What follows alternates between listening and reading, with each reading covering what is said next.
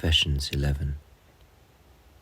In my heart, O Lord, I have heard your voice telling me loud and clear that you are eternal and that to you alone immortality belongs. For in you there is no change, either of form or motion.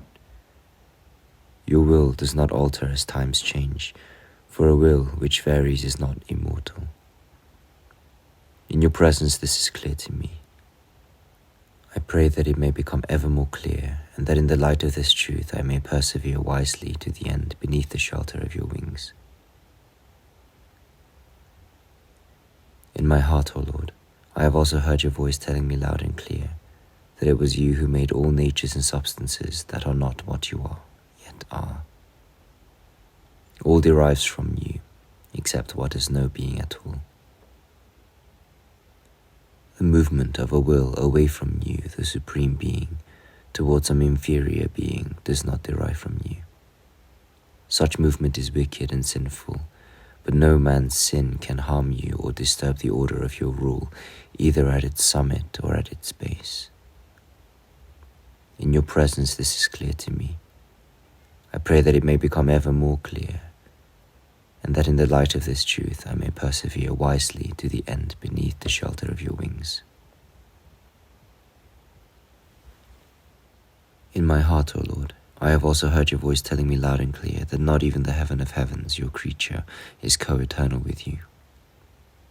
Though it delights in you alone and enjoys your savour in untiring purity, at no time and in no way does it shed its mutability.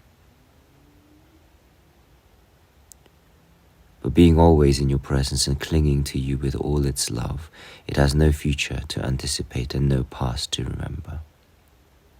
And thus it persists without change and does not diverge into past and future time. How happy must this creature be, if such it is, constantly intent upon your beatitude, forever possessed by you, forever bathed in your light. I can think of no description better suited to the heaven of heavens, which belongs to the Lord, than to call it your dwelling, which forever contemplates the blessedness of God, never forsaking it for lesser things, a pure mind at one and undivided in the sure and settled peace of the Holy Spirits, the dwellers in your heavenly city far above our earthly heaven. In this there is a lesson for the soul, which travels far upon its earthly pilgrimage. If it thirsts for you, if morning and evening its diet is of tears, if daily it must listen to the taunt, where is your God now? If it now makes one request of you and one alone to dwell in your house its whole life long, and what is its life but you? What are your days but your eternity? What else but eternity are your years, which can never fail because you are unchanging? If this is what it asks, let it learn as far as it is able, how far above all time you are in your eternity, by reflecting that the heaven of heavens, which is your dwelling and travels upon no worldly pilgrimage, although it is not co-eternal with you, nevertheless is free from all vicissitudes of time, because it clings to you unfailingly and without cease. In your presence this is clear to me.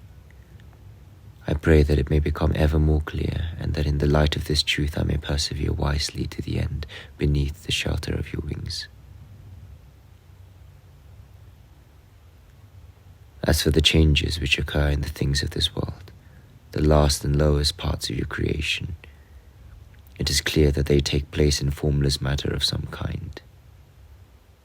And if all form were removed and swept away, so that nothing remained but this formless fundamental, through which things are altered and changed from one form to another, none but the dreamer at the mercy of his wild imaginings would claim that it could then show evidence of changes of time.